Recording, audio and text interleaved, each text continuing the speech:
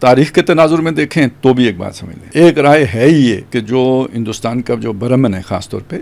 جن کو بارے میں ایک خیال یہ ہے کہ یہ کہیں یورپ وغیرہ سے آئے ہیں، لیکن ایک خیال یہ بھی ہے کہ یہ یہودیوں ہی کا کھویا ہوا ایک قبیلہ ہے۔ اصل میں کوئی 3100-3200 سال پہلے کی بات ہے کہ جب یہودیوں پر وہاں پہ حملے ہوئے تھے اشوریوں کے، تو ان کے مختلف قبائل وہاں سے کھو گئے تھے، گم ہو گئے تھے۔ قرآن مجید میں ان کے وہاں سے نکلنے کا ذکر آتا ہے نا، یہ جو پہلا ان کا اخراج ہوا تھا یا ہجرت کہیں یا جو مہاجرت ہوئی تھی، الم تر الی الذین خرجوا من دیارہم وہم الوف حذر الموت، تو اس وقت کچھ تو وہاں رہ گئے آس پاس جنہوں نے بعد میں پھر جنگ کی اور اللہ نے انہیں اس علاقے میں، لیکن کچھ اس وقت گم ہو گئے تھے۔ اور تقریباً یہی دور بنتا ہے کہ جس میں ہندوستان میں یہ برہمن لوگ آئے ہیں،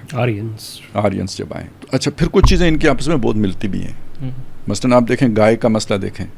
گائے کی پوجا کا معاملہ ہے، ان کی مقدس ہے تو ان کی یہ تو پوجتے ہیں باقاعدہ اس کو۔ اس سے آگے جو یہ تصور ہے نا اچھوت کا کہ جو گناہ گار ہے اس کو ہاتھ نہیں لگانا، وہ ناپاک ہو، جی انٹچیبل، بالکل یہی سزا حضرت موسیٰ علیہ السلام نے اس کو دی تھی سامری کو۔ وہ تو خود ایک اللہ تعالیٰ نے ایسا بنا دیا تھا نا کہ جو اسے چھوتا تھا نا اسے بخار چڑھ جاتا تھا، اس کو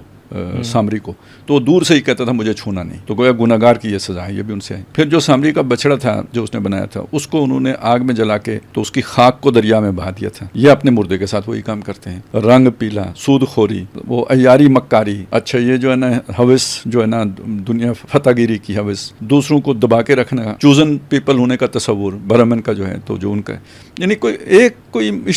قدر مشترک ہو تو آدمی گنے سینکڑوں ہیں۔ تو پھر یہ جو جدید اب دنیا میں جو ڈی این اے وغیرہ کی تحقیق سے وہ کیا جا سکتا ہے، تو ہو سکتا ہے ہمارے علم میں تو نہ آیا ہو، لیکن یہ کہ اب ایک معلوم حقیقت ہو، کیونکہ یہودی لوگ اپنے گمشدہ قبائل کی تلاش میں تھے،